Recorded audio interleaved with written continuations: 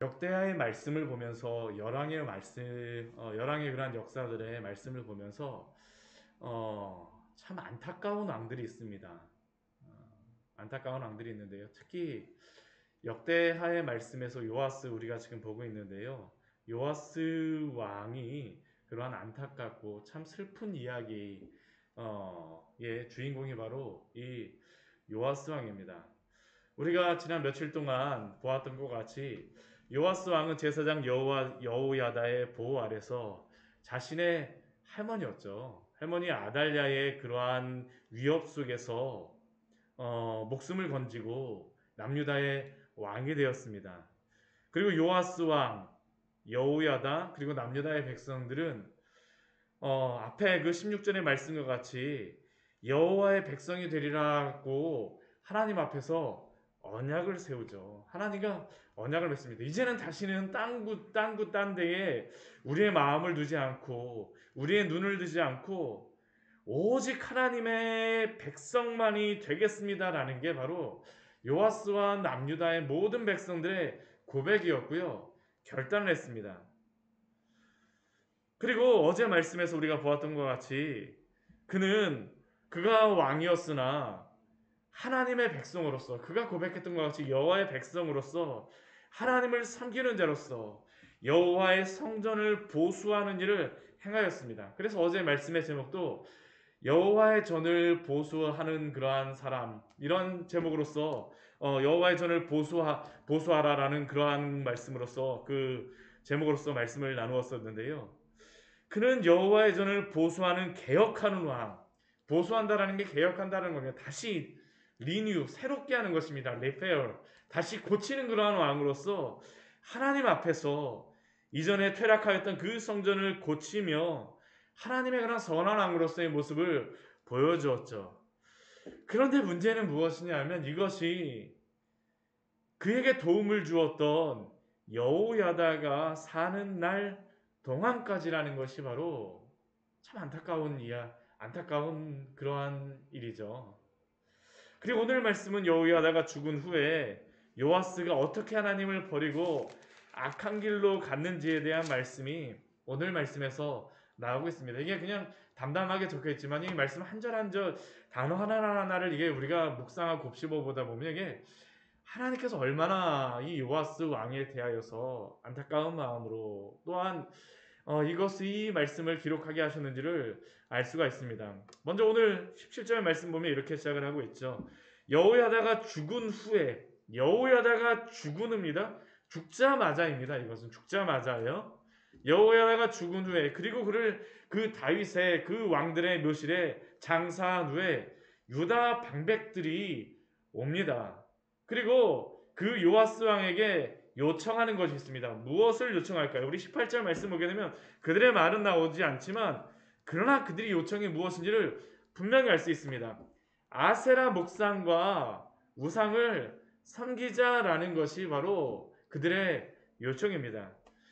지금까지 여호야다 제사장이 살아있을 동안에는 아달랴를 따라왔던 사람들, 아달랴가 그렇게 6년 동안 문제없이 그 남유다를 통치하였다는 것은요, 그 옆에 그를 따르는 동조하는 사람들이 엄청나게 많았다라는 겁니다. 사실은 나라가 안정될 정도의 그러한 사람들이 그 아달랴를 따랐다라는 것입니다. 그 사람들은 특히 우상 숭배를 하였던 사람입니다. 우상 숭배에 동조하였던 사람들이에요. 그러한 유다의 방백들이 조용히 지냈어요. 그런데 여호야다가 죽자마자 어떻게 하는 겁니까? 요아스를 찾아가서 아세라 목상과 우상을 섬기자고 말하는 겁니다. 이것이 참 어려운 문제죠. 지금 왜 이들이 아세라 목상과 우상을 섬기자라고 요청하고 있을까요? 그것은 성경의 이 이유는 말씀하고 있지는 않지만 요아스와 남유다 백성들은 하나님을 섬기는 신앙으로 돌아왔습니다. 분명히 신앙적으로는 평온해지고 축복이 넘치고 기쁨이 넘쳤습니다. 근데 문제는 무엇일까요?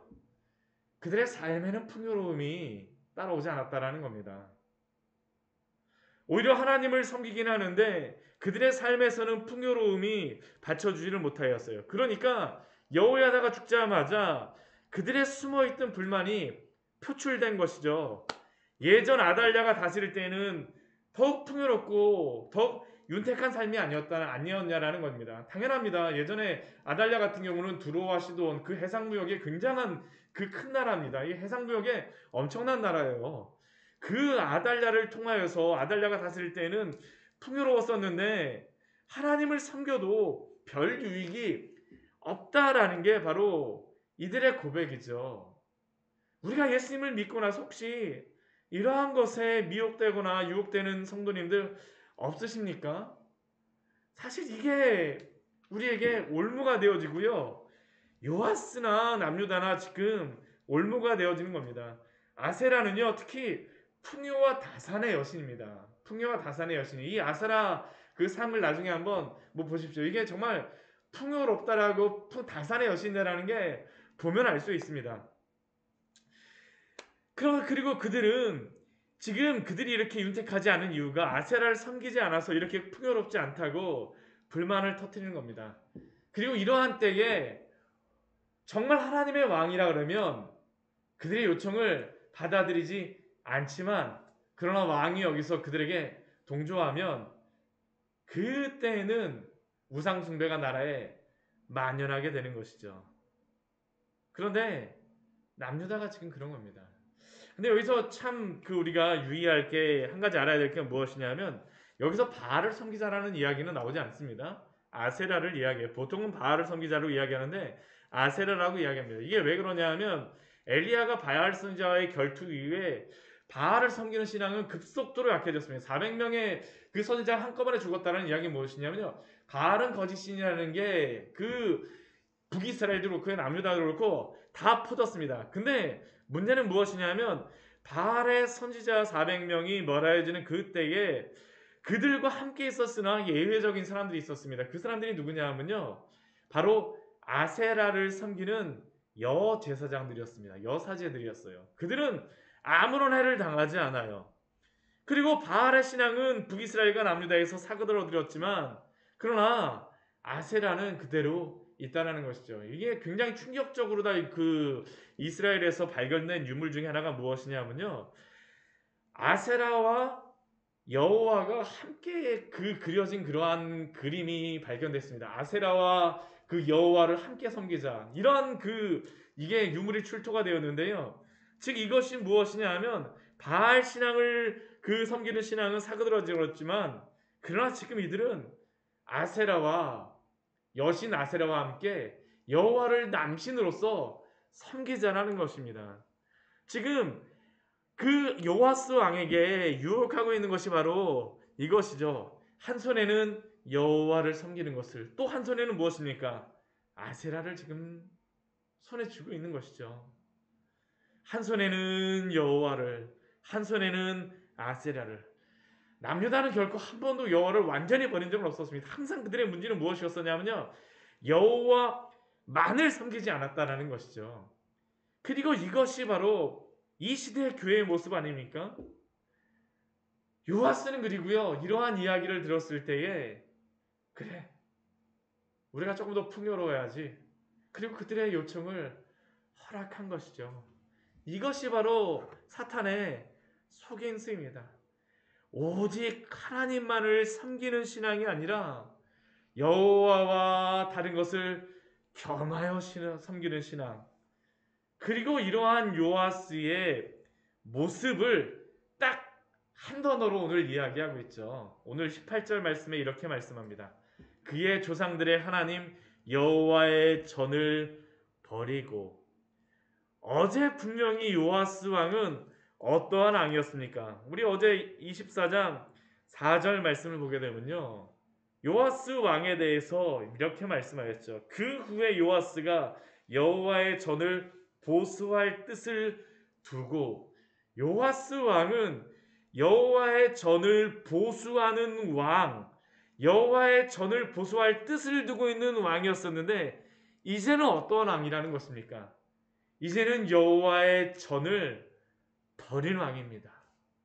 완전히 대비가 되죠. 오늘 말씀 그래서요. 버리다라는 것이 굉장히 반복이 되고 있습니다. 버리고 버리고 버리고 버렸더라.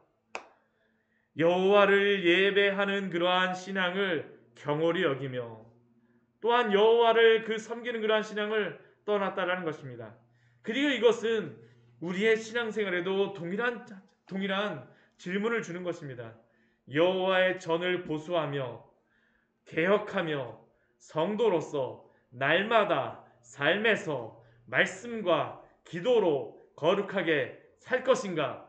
아니면 여호와의 전을 버리고 여호와의 신앙을 버리고 여호와의 예배를 경홀히 여기며 성도로서 그 거룩한 삶을 떠나서 살 것인가?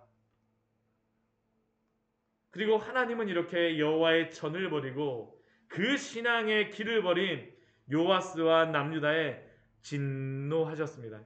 18절 말씀 뒤에 그거죠. 그 죄로 말미암아 진노가 유다와 예루살렘에 임하니라. 하나님이 진노하셨다 그래서 요아스와 남유다를 그냥 버리고 그냥 가만히 내버려 두실까요? 아니에요. 진노하셨다는 의미는 무엇이냐면요, 돌아오기를 바라시는 겁니다. 오직 하나님만을 섬기는 그러한 신앙으로 이전과 같이 하나님과 언약을 맺었던 것 같이 여호와의 백성이 되기를 소원하는 신앙으로 돌아오기를 바라시는 마음이 하나님에게는 있어요. 그게 바로 이 진노하신다라는 그 의미입니다. 그래서 하나님은 19절 말씀을 보게 되면요, 선지자를 보내세요. 요아스와 남유다에 선지자를 보내셨습니다. 처음에는 한 명을 보내시죠. 19절 말씀 보십시오. 여호와께서 그들에게 선지자를 보내사. 근데 어떻게 돼요? 한 명을 보냈는데요, 돌아오지 않습니다. 다시 여호와께로 돌아오지 않아요. 그래서 하나님이 어떻게 하실까요? 돌아오게 하시기 위해서 선지자들이 갑니다. 이제는요, 계속 보내시는 것이죠. 계속 보내세요. 선지자들을 보내서 그들에게 경고하였으나 그들은 어떻게 됩니까? 듣지를 않습니다.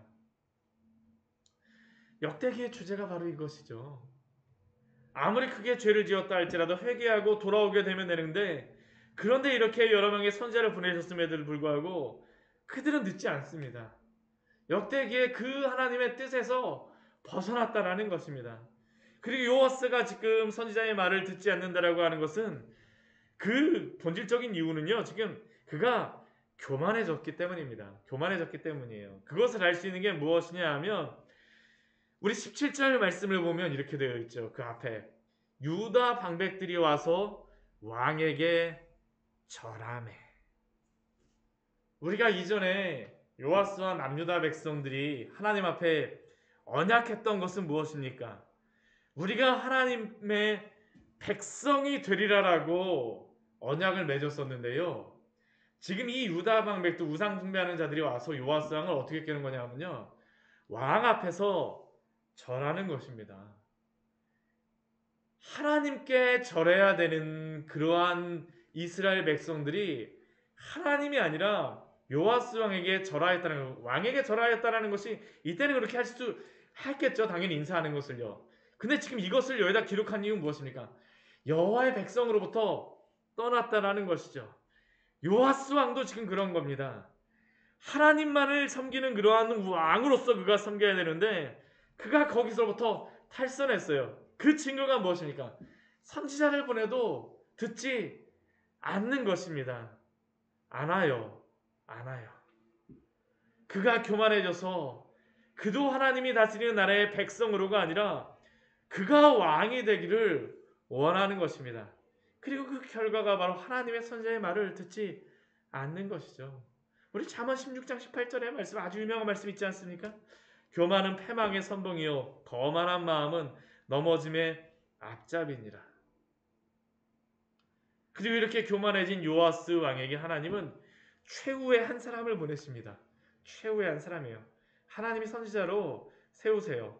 그 사람이 누구냐 하면 여호야다의 아들 스가랴입니다. 그는 선지자는 아니에요. 여호와의 영이 임하여서 하나님이 그의 하나님의 말씀을 전하게 하신 것입니다. 이 상황이 너무나 엄중하였기 때문에 하나님이 스가랴를 성령으로 감동하셔서 보내셨어요. 스가랴는 여호야다 그 제사장, 그 요아스를 도와서 왕으로 세웠던 그 여호야다 제사장의 아들이고요. 요아스 왕가는 사촌지간입니다. 예, 왜냐하면 고모가 바로 여호야다의 그러한 아내 부인이었잖아요. 그리고 그 스가랴 선지자 스가랴는 보내면 듣겠지. 요아스야 왕에게 와서 그리고 남유다 백성들 방백들에게 와서 20절 말씀에서 이렇게 말합니다. 너희가 어찌하여 여호와의 명령을 거역하여 스스로 형통하지 못하게 하였느냐 하셨나니 여호와를 너희가 버렸으므로 여호와께서도 너희를 버리셨느니라 하나.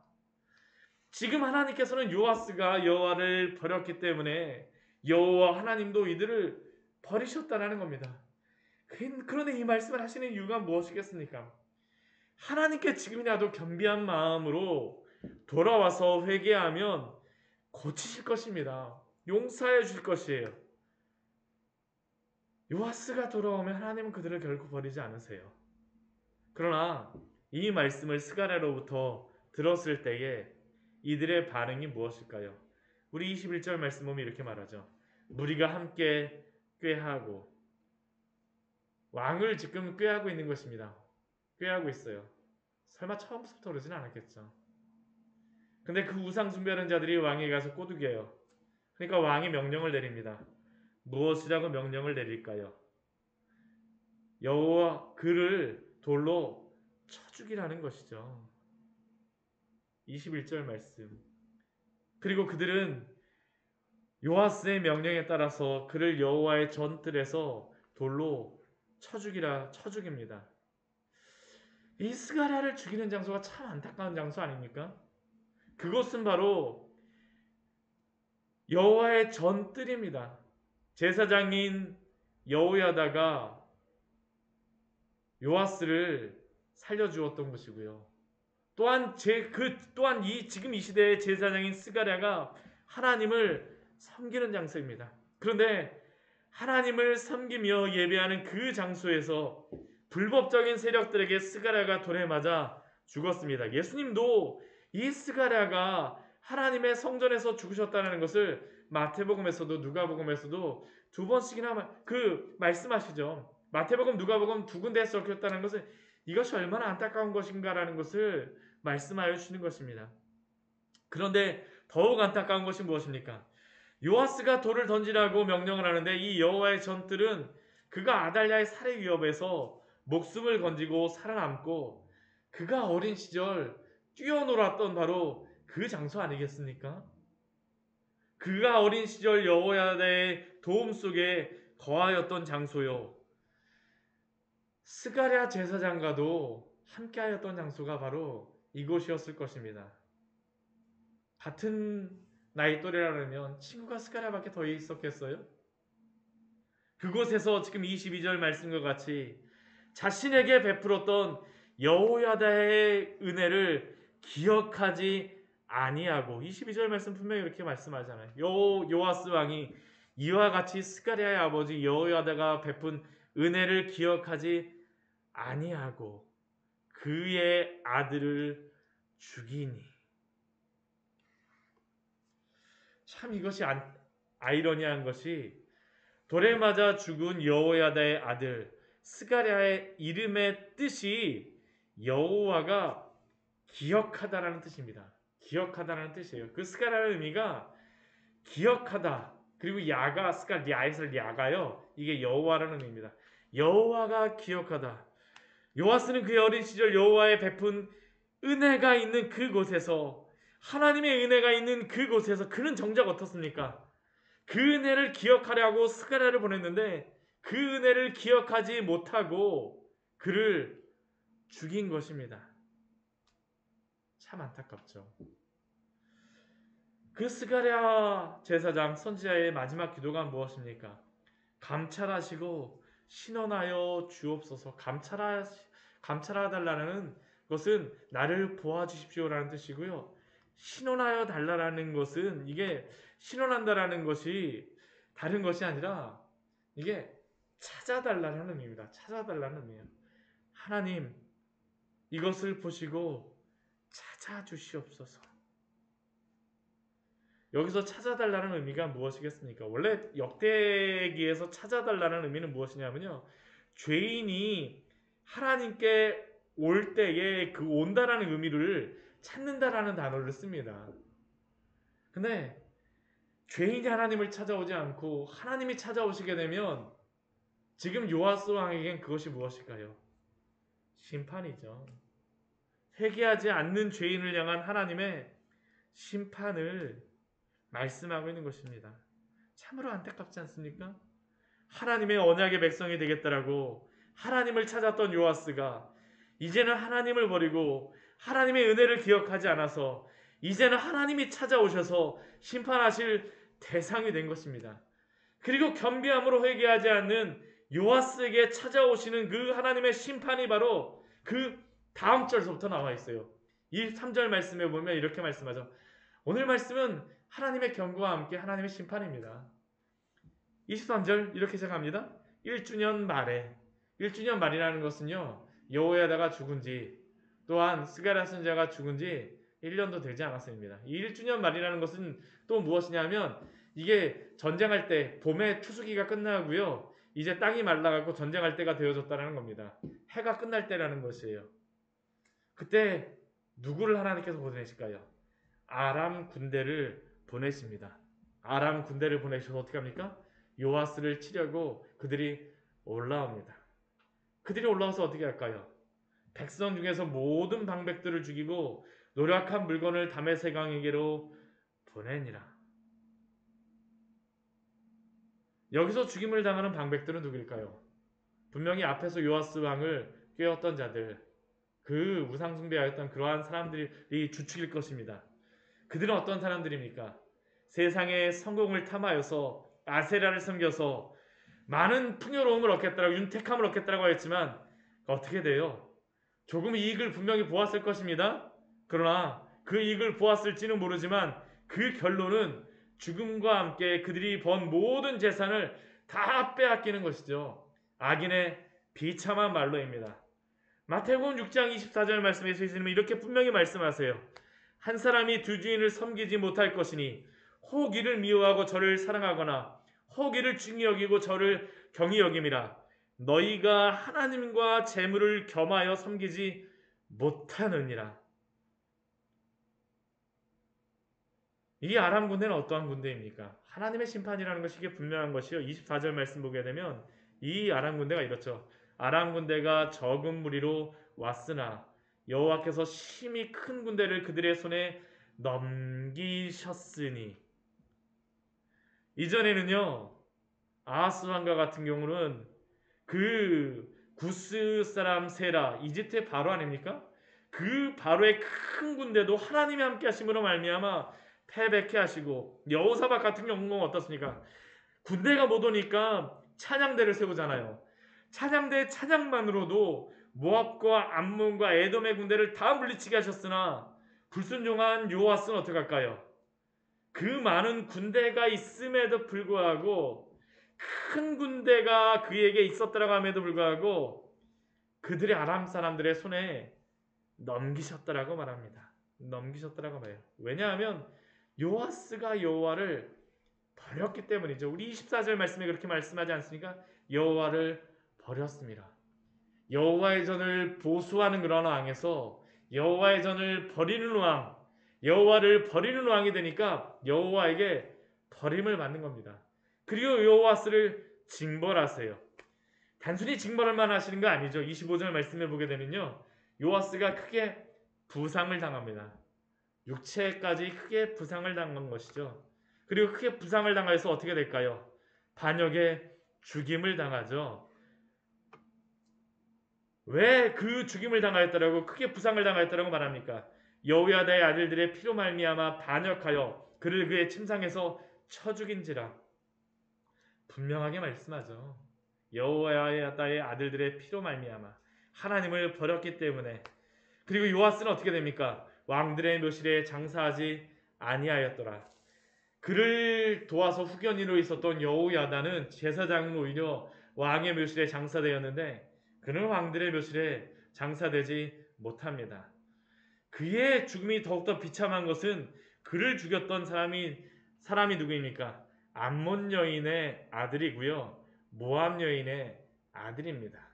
오히려 이방인들이 더욱더 분노했다라는 것이죠. 하나님을 섬기는 것들에 대해서 이방 사람들이 더 분노했다라는 것이에요. 얼마나 부끄러운 그러한 일입니까? 얼마나 부끄러운 일이에요. 자신을 도와 왕이 되었던 여호야다는 왕의 묘실에 묻히게 되었는데 정작 왕인 여호아스는 왕의 묘실에 묻히지 못한 불행한 왕, 반역으로 죽임을 당하나 그 큰 군대를 가지고도 그 전쟁에 패한 왕. 오늘 말씀에서 말씀하시는 것은 분명합니다. 우리에게 말씀하시는 것이 분명하죠. 끝까지 교만하지 말고 하나님의 그 신앙을 버리지 말고 하나님을 섬기며 혹시라도 죄악의 길에 서더라도 반드시 그곳에서 회개하고 겸비함으로 돌아오라는 것입니다. 역대기의 말씀이 분명한 것입니다. 아무리 악한 왕이라도 회개하고 돌아오면 하나님이 용서하여 주시지만 그 죄악의 길에서 고집을 부리면 아무리 요아스 왕같이 하나님 앞에 충성하였다 할지라도 심판받는다라는 것입니다. 끝까지 하나님의 은혜를 기억하며 거룩한 삶을 살아가십시오. 그리고 그 죄의 자리로 가고 있다면 회개하고 돌아오십시오. 오직 하나님만을 섬기십시오. 우리는 두 손에 각각의 여호와와 다른 것을 쥐고 있는 사람들이 아닙니다. 오직 여호와만을 섬기는 그러한 믿음으로 날마다 살아가시는 우리 귀한 광야의 샘 성도님들 되시길 축원합니다. 같이